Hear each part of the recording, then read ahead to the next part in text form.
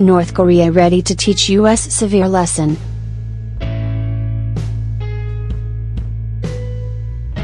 North Korea says it's ready to give the United States a severe lesson with its strategic nuclear force if it takes military action against it, and will not put its nuclear program or its missiles on the negotiating table.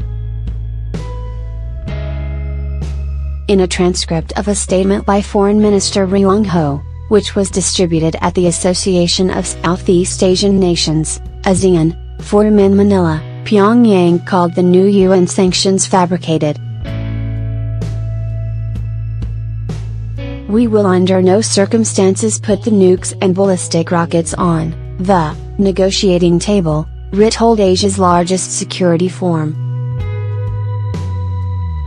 "Neither shall we flinch even an inch from the road to bolstering up the nuclear forces chosen by ourselves unless the hostile policy and nuclear threat of the US against North Korea is fundamentally eliminated." He warned there would be strong follow-up measures and acts of justice and said the resolution showed the United Nations had abused its authority.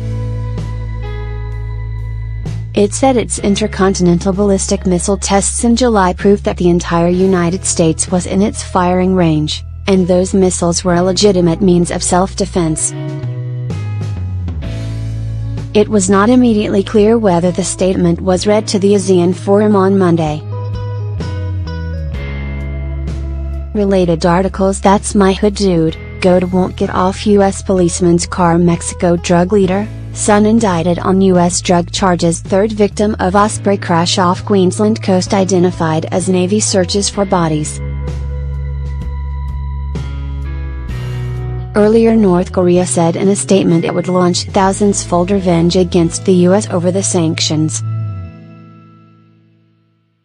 "There is no bigger mistake than the United States believing that its land is safe across the ocean," it said. The UN Security Council unanimously imposed new sanctions on Saturday aimed at pressuring Pyongyang to end its nuclear program. The sanctions could slash North Korea's $3 billion (3.8 billion Australian dollars) annual export revenue by a third. The US drafted resolution bans North Korean exports of coal, iron ore, lead and seafood following Pyongyang's two intercontinental ballistic missile tests in July. It also prohibits countries from increasing the current numbers of North Korean laborers working abroad, bans new joint ventures, any new investment in current joint ventures.